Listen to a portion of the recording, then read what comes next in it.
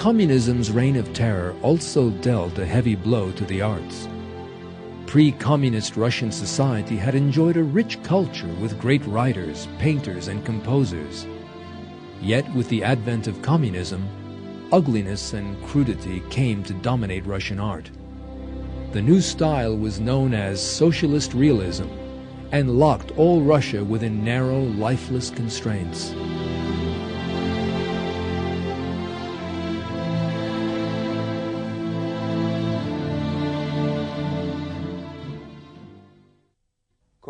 The frozen nature of communist art is a result of the materialist philosophy that constitutes its worldview. Materialist philosophy regards human beings as simply a collection of matter, and is a simplistic belief that seeks to reduce everything to the same matter. The application of this to art ended in a complete fiasco, as it did in all other spheres. True art is an expression of wonder at the aesthetic and other delights given to man by God. In order for art to develop, it is necessary for that yearning in the soul that comes from creation to be freely expressed. In communist dictatorships, however, that atmosphere of freedom was completely eliminated, and art died as people came under constant pressure.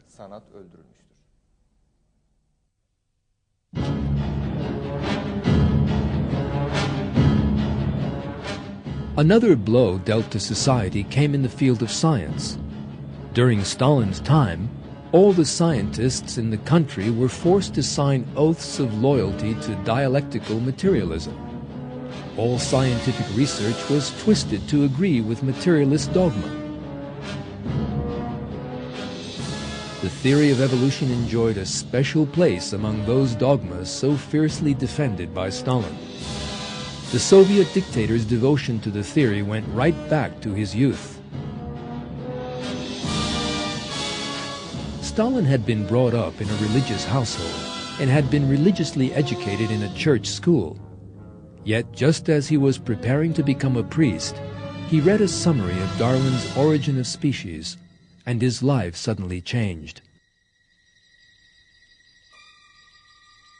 Stalin was easily deceived by the superficial claims of Darwinism and became an atheist. In that state of ignorance, he promptly joined the ranks of the Bolsheviks.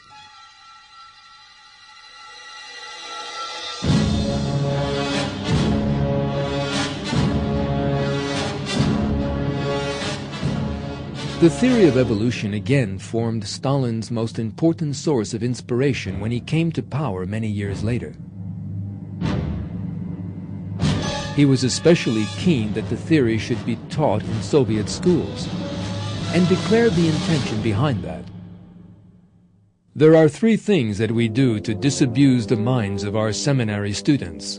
We had to teach them the age of the earth, the geologic origin, and Darwin's teachings. One of the most striking indications of Stalin's dogmatic attachment to the theory of evolution was the Trofim Lysenko affair. Trofim Lysenko was a young agricultural expert in the 1930s. He had an interesting idea. He rejected the Mendelian genetics that had been accepted by the scientific community since the early 20th century and supported instead the idea that living things evolve and acquire their characteristics from the environment, originally proposed by Lamarck, a forerunner of Darwin. Stalin was impressed by Lysenko's nonsense and made him president of the Lenin All-Union Academy of Agricultural Sciences. The years that followed saw the preparation of an agricultural program in the light of Lysenko's idea of evolution, and it was forcibly imposed on villages by party officials.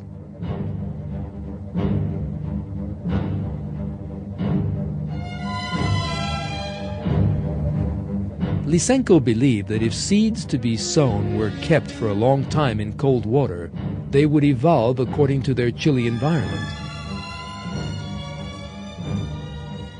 In order to test that idea, tons of seeds were kept in cold water and then sown in the steppes of Siberia. They were all ruined, of course.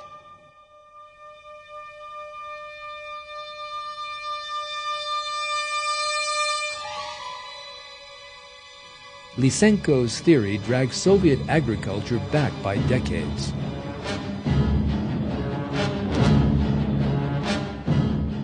Yet Stalin continued to support Lysenko up until his death.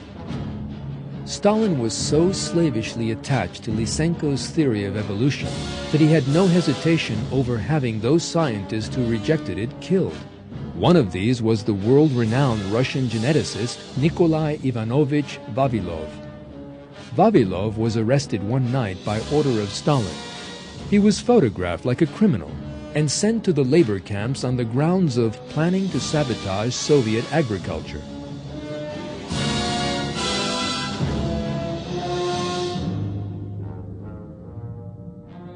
He died in one of those camps in 1943. Other Russian scientists who believed in Mendelian genetics, such as Muralov, Levitt, and Levin, were taken from their homes by members of the Secret Service in the middle of the night. Most were executed.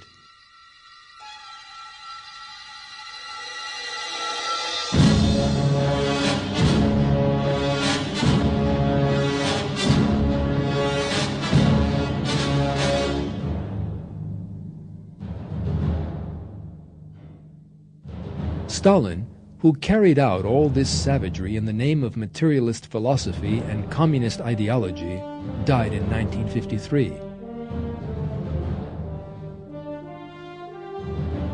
According to a KGB report revealed in 1991, he had had 42 million people killed during his regime.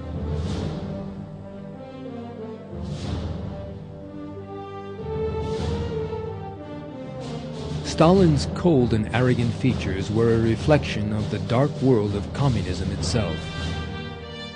God describes the position of such cruel rulers in the Quran.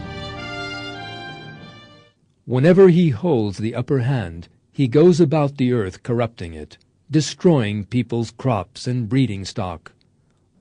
God does not love corruption. When he is told to have fear for God, he is seized by pride which drives him to wrongdoing. Hell will be enough for him.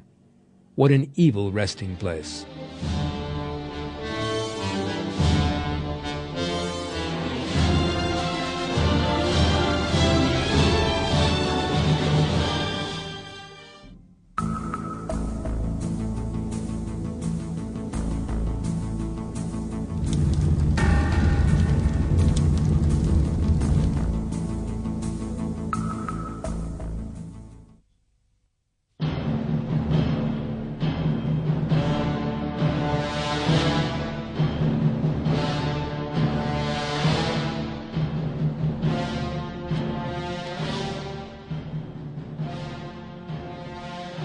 The Red Terror in the Soviet Union continued after the death of Stalin. The new Soviet leaders partially moderated the regime at home, but exported communist savagery abroad.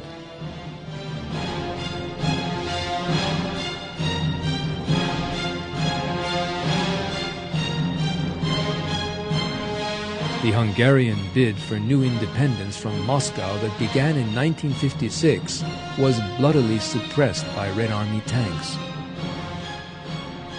The streets of Budapest were filled with corpses.